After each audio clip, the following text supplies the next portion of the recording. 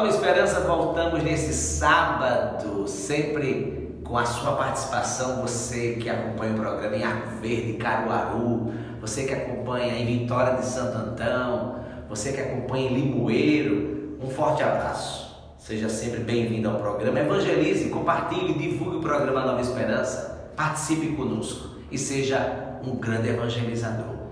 E vamos continuando, vendo a entrevista de Dom Fernando falando do Congresso Eucarístico e a mensagem dos bispos que fala sobre o encontro que aconteceu, o encontro geral dos bispos do Brasil, da CNBB, lá em Aparecida. Acompanha comigo. Como é que o senhor imagina, como pode impactar, no clima do Congresso Eucarístico, um Brasil já com os novos governantes eleitos? Pois é, vai ser um momento importante, não é? Bom que não vai interferir uma coisa na outra. Já tem passado as eleições, o país já está mais tranquilo, já tem a certeza de quem será o eleito. Então vamos agora pensar na Eucaristia, pensar no espiritual, e rezar para que o novo governo possa realmente corresponder às expectativas e se voltar especialmente para os pobres, os mais necessitados, os excluídos. Não é? O Congresso está muito nessa linha e espero também que haja sensibilidade da parte dos governantes para poder, então, viver essa experiência bonita da caridade.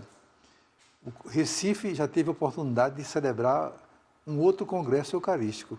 Foi em 1939, um congresso belíssimo que deixou como marco uma igreja que é dedicada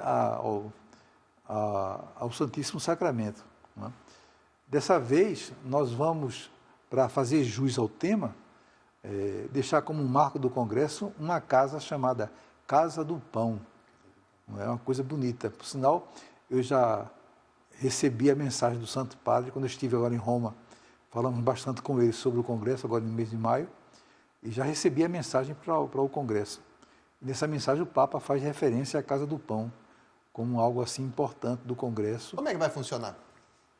Essa casa foi uma parceria com a Santa Casa de Misericórdia, que tem um edifício bastante grande, com 3 pisos, na Rua do Imperador, que é no coração da cidade, onde ficam lá várias pessoas em situação de rua, e nós vamos fazer um trabalho com essas pessoas. Será uma espécie de diaconia, tanto que quem vai ficar à frente desse trabalho são os diáconos permanentes. Nós temos 54 atualmente diáconos permanentes na Arquidiocese, e eles vão concentrar as atividades lá. Ali vamos não somente procurar evangelizar, mas também oferecer o pão de cada dia. Inclusive vai ter uma padaria, não simplesmente para vender pão, mas uma padaria para formar pessoas para essa profissão e outras profissões também. Vai ter uma capela dedicada à Santa Dulce dos Pobres, vai ter todo um trabalho da Comissão de Justiça e Paz, que vai funcionar também nessa casa, para ver um pouco as necessidades dos pobres e para ajudá-los nessa caminhada. E outras atividades sociais que vão concentrar-se naquele lugar. E isso vai ser realmente um marco para a Arquidiocese, porque o Congresso vai passar, mas a casa vai continuar a serviço do povo. Dom Fernando, em maio, o mundo ficou muito sensibilizado com as chuvas, Jabotão dos Guararapes, em Recife, chegou até com força em Alagoas. De que forma o Congresso vai resgatar essa memória? Pois é, aproveite até que você falou nas chuvas de Recife, para agradecer ao Brasil todo pela sensibilidade. Nós fizemos uma campanha SOS Recife, através da Caritas Arquidiocesana e a Caritas Regional, e foi realmente um sucesso, tanto do ponto de vista financeiro, quanto também as doações. Foram caminhões e mais caminhões que chegaram lá, e nós pudemos, então, atender a muitas famílias. Muitas pessoas foram beneficiadas com esses recursos e essas doações que chegaram até Recife. Chegamos ao ponto de ajudar também outros estados de Pernambuco que tiveram também problemas com chuvas, e nós desses recursos mandamos também alguma ajuda para outras regiões, de modo que foi uma coisa realmente bem expressiva, e eu acho que é uma boa oportunidade para agradecer ao povo por esse sinal, por esse gesto.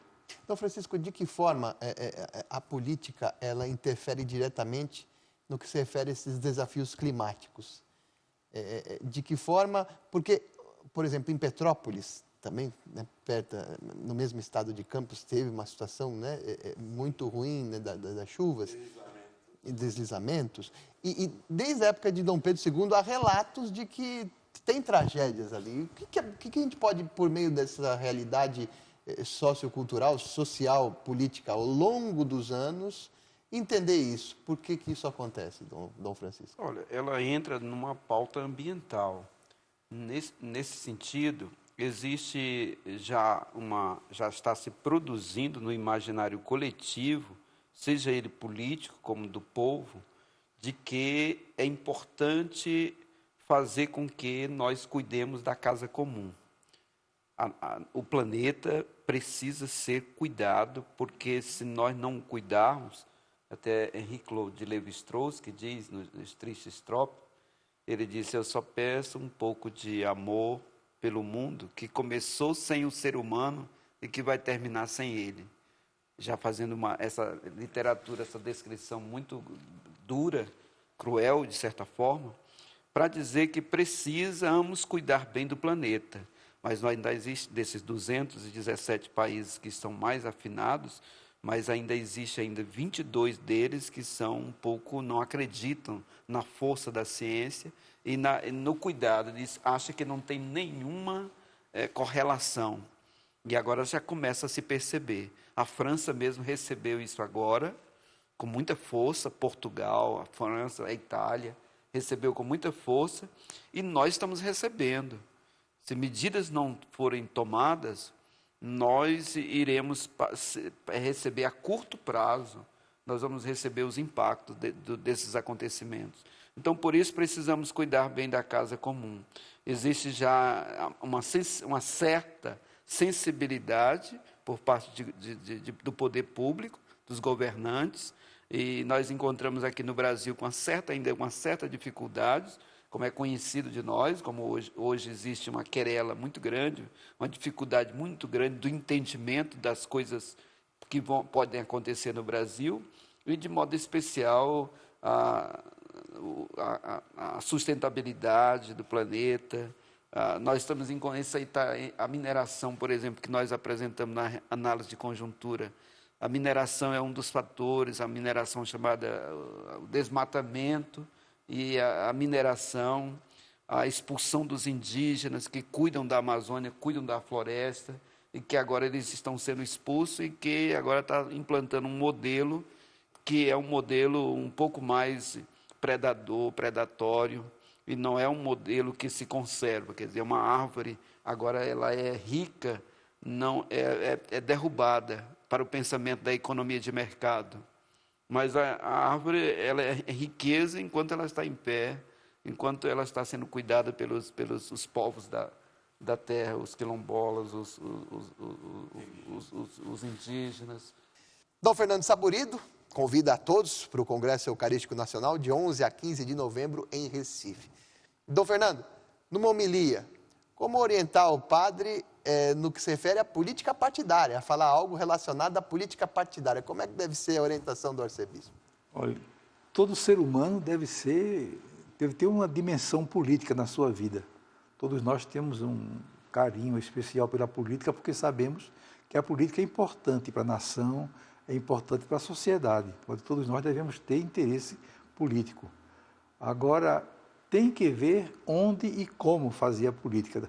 A política em geral é algo assim importante, mas a política partidária é outra dimensão.